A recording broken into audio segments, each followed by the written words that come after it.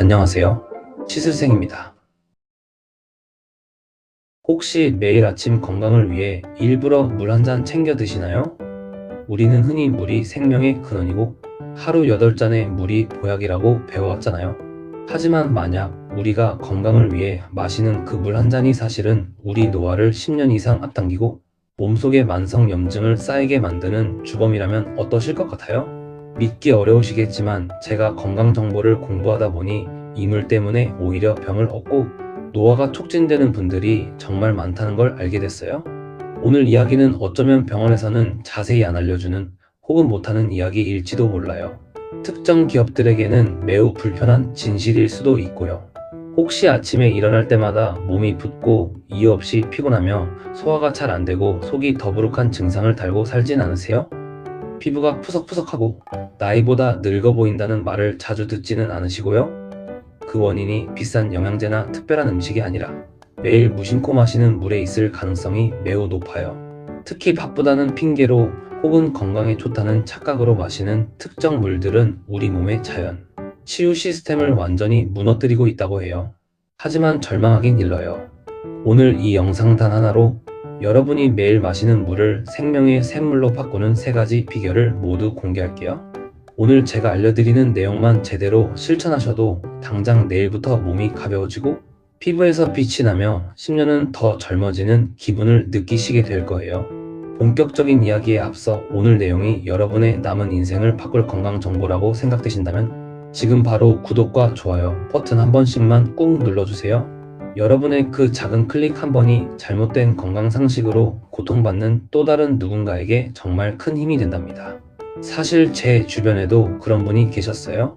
60대 초반이신데 남들보다 더 열심히 건강 관리를 하고 매일 2리터 이상의 물을 꼬박꼬박 챙겨 마셨대요.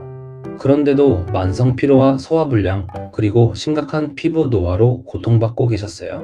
그래서 그분의 생활 습관을 꼼꼼히 들어봤는데요. 정말 깜짝 놀랐어요.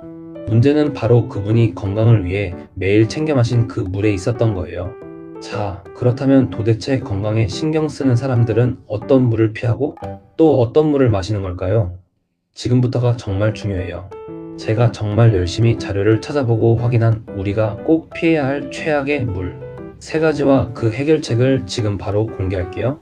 첫째, 끓였다 식힌 물과 오래된 생수예요. 정말 의외라고 생각하실 거예요. 예로부터 우리는 물을 끓여 마시는 게 가장 안전하다고 배워왔잖아요. 물론 위생적으로는 그럴 수 있어요. 하지만 문제는 어떻게 끓이고 언제 마시느냐예요. 많은 분들이 물을 한꺼번에 주전자에 가득 끓여놓고 그걸 상온에 며칠씩 두고 드시거나 혹은 마시다 남은 물을 다음날 또 끓여서 드시곤 해요. 이건 절대 하시면 안 돼요. 물을 반복해서 끓이게 되면 물속에 녹아있던 좋은 미네랄은 사라지고 오히려 질산염이나 불소와 같은 특정 무기물질이 농축될 수 있대요. 특히 일부 지역의 수돗물에 포함된 미량의 질산염은 반복적으로 끓이는 과정에서 인체에 해로운 아질산염으로 변할 수 있다는 연구 결과도 있더라고요. 더 큰 문제는 오래된 생수예요. 우리는 페트병에 담긴 생수가 가장 깨끗하고 안전할 거라고 믿잖아요. 하지만 페트병 생수에도 유통기한이 있어요. 이 유통기한이 왜 있을까요? 물이 상해서일까요? 아니에요. 바로 페트병에서 미세 플라스틱과 환경 호르몬이 나올 수 있기 때문이에요. 특히 페트병이 직사광선에 노출되거나 자동차 트렁크처럼 뜨거운 곳에 한 번이라도 보관되었다면 그 물은 이미 미세 플라스틱 수프라고 봐도 무방해요. 세계보건기구 WHO에서도 이미 생수 속 미세 플라스틱의 위험성을 경고한 바 있어요. 이 미세 플라스틱은 우리 몸속에 들어와 염증을 일으키고 호르몬 시스템을 교란하며 심지어 뇌까지 침투해 노화를 가속화시킨대요. 그럼 해결책은 뭘까요? 간단해요. 물은 마실 만큼만 신선하게 준비하는 거예요. 수돗물을 사용하신다면 정수기를 사용하시거나 혹은 끓이시더라도 딱 한 번만 끓여서 24시간 이내에 모두 드시는 게 좋아요. 생수를 드신다면 구매 시 반드시 서늘한 곳에 보관된 제품을 선택하고 개봉한 후에는 가급적 빨리 늦어도 이틀 안에는 드셔야 해요. 그리고 절대 페트병째로 입을 대고 마시지 마세요. 침 속에 세균이 번식해 물을 빠르게 오염시키거든요. 둘째, 식사 중 마시는 얼음물이에요. 한국인들의 식습관 중 가장 안 좋은 것을 꼽으라면 저는 주저없이 이걸 말하고 싶어요. 특히 뜨겁고 매운 음식을 먹을 때 입안에 불을 끄려고 얼음물을 들이켜는 분들 많으시죠. 이건 말 그대로 위장에 폭탄을 던지는 행동이나 마찬가지예요. 우리 몸, 특히 소화기관은 36.5도라는 따뜻한 온도에서 가장 활발하게 작동해요. 그런데 식사 도중 소화효소가 한창 분비되어 음식을 분해해야 할 그 중요한 순간에 0도에 가까운 얼음물이 위장으로 쏟아져 들어온다고 상상해보세요. 위장은 엄청난 충격을 받아요. 소화효소의 활동은 즉시 멈추거나 현저히 느려지죠. 특히 우리가 먹은 지방 성분은 차가운 물을 만나자마자 하얗게 굳어버려요. 마치 고기를 구운 프라이팬을 찬물에 씻을 때 기름이 굳어 엉겨붙는 것과 똑같아요. 이 굳은 지방과 소화되지 못한 음식물들은 위장에 그대로 머물며 부패하기 시작하고 독소를 뿜어내면서 만성소화불량, 위염, 역류성 식도염의 주범이 되는 거예요. 또한 몸은 차가워진 위장을 데우기 위해 엄청난 에너지를 쓰게 되는데 이게 결국 만성피로로 이어져요. 해결책은 뭘까요? 이것도 간단해요. 식사 중에는 가급적 물을 마시지 않는 것이 가장 좋아요. 국물이나 찌개가 이미 충분한 수분 역할을 하거든요. 만약 목이 메어 꼭 물을 마셔야 한다면 얼음물이 아닌 미지근한 물을 한두 모금 정도만 마시는 것을 원칙으로 하세요.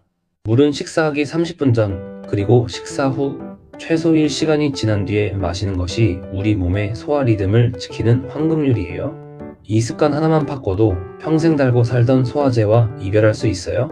셋째, 건강을 위장한 기능성 물이에요. 이게 가장 교묘하고 위험한 물일 수 있어요. 우리는 건강을 위해 일반 생수 대신 비타민 워터, 이온 음료, 혹은 제로 칼로리, 탄산수 등을 선택하곤 하잖아요. 갈증도 해소하고 건강도 챙긴다는 생각에서요. 하지만 이 음료들의 성분표를 자세히 들여다보신 적 있으세요? 대부분의 비타민 워터나 이온 음료에는 우리가 생각하는 것보다 훨씬 많은 양의 액상과당이 숨어 있어요.